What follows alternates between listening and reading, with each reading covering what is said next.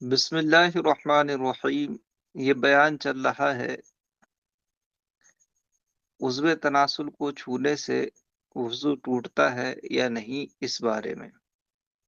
بارے میں جمہور اہل سنت ائمہ اربعہ کا موقف یہ ہے کہ مس ذکر ناقص وضو نہیں ہے۔ اسی پر مصنف علیہ رحمہ یعنی امام محمد علیہ رحمہ احادیث پیش کر رہے ہیں۔ فرماتے ہیں قال محمد اخبرنا سلام بن سلیم الحنفی عن منصور ابن المعتمر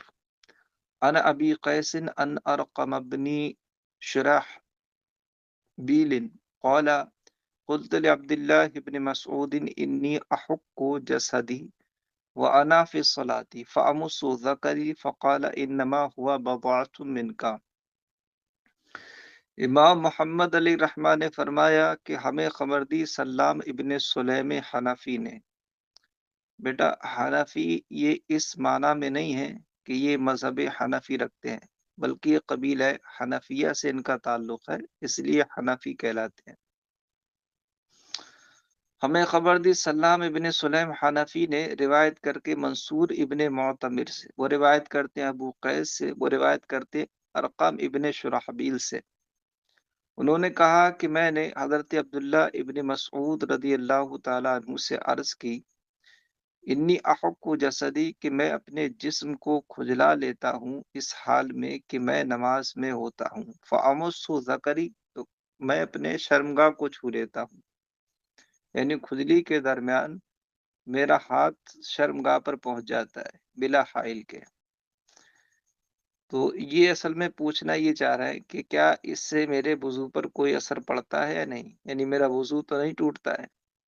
یہ مقصد تھا سوال کا۔ فقال انما هو بضعۃ منک، تو حضرت عبداللہ ابن مسعود رضی اللہ تعالی عنہ نے فرمایا کہ وہ تو تمہارے بدن کا ایک حصہ ہے، یعنی جیسے اور حصہ بدن ہے ان کو چھونے سے وضو پر کوئی اثر نہیں پڑتا، اسی طرح اس کو چھو لینے سے بھی وضو پر کوئی منفی اثر نہیں پڑے گا۔ قال محمد اخبرنا سلام بن سلیم عن منصور المعتمر، منصور ابن المعتمر عن السدوسی عن البراء ابن قیس قال سألت حذیفة بن الیمانی عن الرجل مس ذکرہ فقال انما هو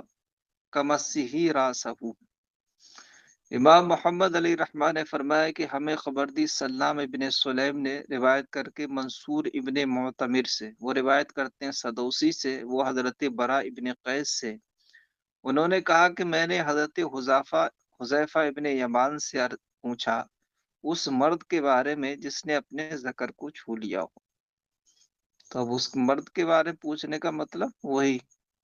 کہ اس کا وضو کا کیا حکم رہے گا۔ فقال انما ہوا کمسہ راسہ، تو حضرت حذیفہ ابن یمان نے فرمایا کہ وہ تو اس کے اپنے سر کو چھونے کی طرح ہے، جیسے سر کو چھونے سے وضو نہیں ٹوٹتا ہے ایسے ہی اس کو چھونے سے بھی وضو نہیں ٹوٹے گا۔ قال محمد اخبرنا مسعر بن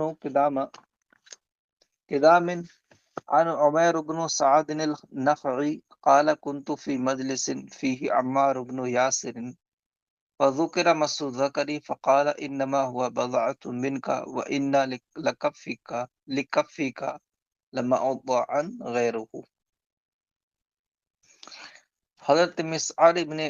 قدام سے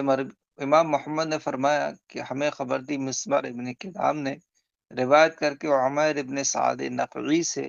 انہوں نے کہا کہ میں اس مجلس میں تھا جس میں حضرت عمار ابن یاسر بھی تھے، صحابی رسول۔ تو مس ذکر کا ذکر کیا گیا تو آپ نے فرمایا کہ وہ تو تمہارے جسم کا ایک حصہ ہے اور بے شک تمہاری ہتھیلی کے لیے اس کے علاوہ اور جگہ بھی ہیں، یعنی اسی جہت سے ذکر ہوا کہ کیا اس کا چھونا ناقص وضو ہے۔ تو حضرت عمار ابن یاسر جو صحابی رسول ہیں انہوں نے فرمایا کہ وہ تو ایک جسم کا حصہ ہے دوسرے حصوں کی طرح۔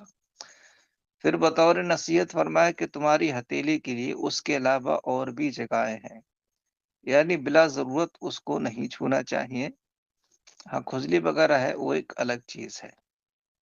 اور اگر خجلی وغیرہ کی کر سے چھو بھی لیا تب بھی ہاتھوں کو دھونا یہ مستحب ہے، نظافت کے لیے، تنظیف کے لیے۔ قال محمد اخبرنا مسعر بن کدام عن ایاد بن لقیط عن البراء بن قیس قال حذیفۃ الیمانی فی مس الذکر مثل انفک۔ امام محمد علیہ الرحمٰن نے فرمایا کہ ہمیں خبر دی مسعر ابن کدام نے روایت کر کے ایاد ابن لقیط سے، وہ روایت کرتے ہیں براء ابن قیس سے، انہوں نے کہا کہ حضرت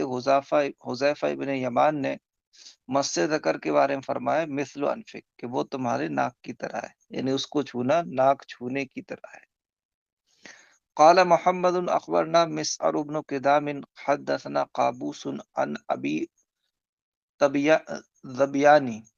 عن علی بن ابی طالب رضی اللہ تعالی عنہ قال ما ابالی ایاہ مسست او انفی او اذنی۔ امام محمد علیہ الرحمٰن نے فرمایا کہ ہمیں خبر دی مسعر ابن کدام نے، انہوں نے کہا ہم سے حدیث بیان کی قابوس نے روایت کر کے ابو ذبیان سے، وہ روایت کرتے مولا کائنات رضی اللہ تعالی عنہ سے، آپ نے فرمایا ما ابالی ایاہ، کہ میں اس کی پرواہ نہیں کرتا، مسستو، کہ میں اسے چھوؤں، اور انفی اور اذنی، یا اپنی ناک کو یا اپنے کان کو،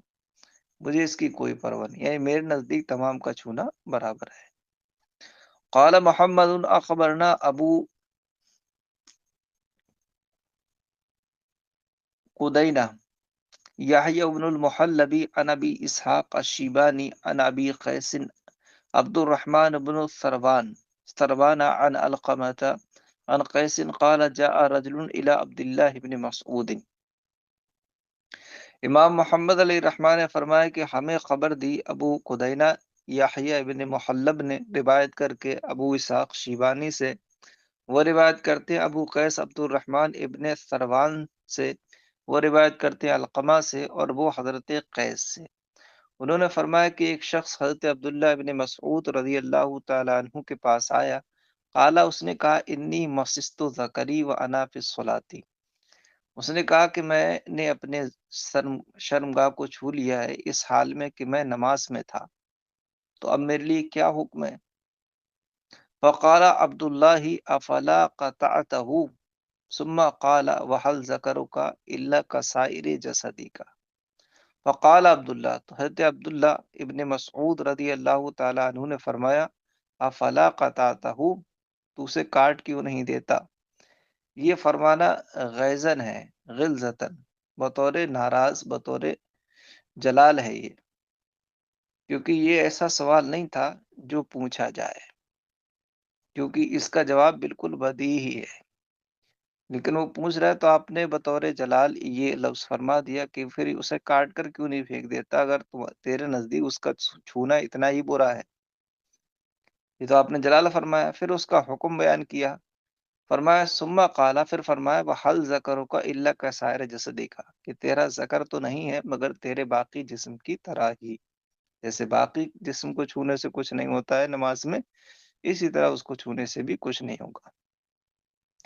قال محمد اخبرنا یحیی بن المحلبی عن اسماعیل لبن ابی خالد عن قیس بن ابی حازم قال جاء رجل الى سعد بن ابی وقاص قال ایحل لی ان امس ذکری وانا فی الصلاة فقال ان علمت ان منک بضعة نجسة فاقطعها۔ امام محمد علیہ الرحمٰن نے فرمایا کہ ہمیں خبر دی یحییٰ ابن محلب نے روایت کر کے اسماعیل ابن ابو خالد سے، وہ روایت کرتے ہیں قیس ابن ابو حازم سے، انہوں نے کہا کہ ایک شخص حضرت سعد ابن ابی وقاص کے پاس آیا اور اس نے کہا کیا میرے لیے حلال ہے کہ میں اپنے عضو تناسل کو چھو لوں اس حال میں کہ میں نماز میں ہوں؟ تو آپ نے فرمایا ان علمت ان من کا بضعة نجسة فاقطعها، کہ اگر تو یہ جانتا ہے کہ وہ تیرے جسم کا ایک ناپاک ٹکڑا ہے فاقطعها، تو اسے کاٹ دے۔ یہ بھی بطور غیظ فرمایا کہ اگر تم اس کو ناپاک سمجھ رہے ہو تو اس کو کاٹ دو، بدن پر لینے کی کیا ضرورت ہے؟ یعنی مطلب وہ ناپاک نہیں ہے، باقی حصہ بدن کی طرح ہے۔ یہ حضرت سعد ابن وقاص کی حدیث پاک ہے. جو پہلی حدیث گزری تھی وہ بھی سعد ابن وقاص کی تھی. اس حدیث نے واضح کر دیا کہ پہلی حدیث میں جو انہوں نے حکم دیا تھا اس مصحف کو اٹھانے والے کو کہ اپنے تم وضو کر کے آؤ، تو اس وضو سے وضو اصطلاحی مراد نہیں تھا، ہے نا. اس لیے کہ اگر وضو اصطلاحی مراد ہوتا تو اس حدیث میں حضرت سعد ان سے فرماتے کہ اس شخص پر وضو واجب ہے. وضو واجب فرمانا تو بہت دور کی بات، آپ نے تو سوال پر ہی ناراضی فرمائی کہ سوال ہی نہیں کرنا چاہیے. تو معلوم ہوا کہ جو پہلے حدیث میں وضو کرنے کا حکم دیا تھا اس سے مراد وضو لغوی ہے، یعنی ہاتھ دھونا، جو کہ مستحب ہے. قال محمد اخبرنا اسماعیل بن عیاش قال حدثني حریث بن عثمان عن حبیب عن عبید عن ابی الدرداء انه سئل عن مس الذکر فقال انما هو بضعة منك. امام محمد علی رحمہ نے فرمایا کہ ہمیں خبر دی اسماعیل ابن عیاش نے، انہوں نے کہا ہم سے حدیث بیان کی حریث ابن عثمان نے، روایت کر کے حبیب سے، وہ روایت کرتے ہیں عبید سے، اور وہ حضرت ابو درداء رضی اللہ تعالی عنہ سے، کہ آپ سے پوچھا گیا مس ذکر کے بارے میں تو آپ نے فرمایا انما ہوا بضاعۃ منک، کہ وہ تو تمہارے جسم کا ہی ایک حصہ ہے.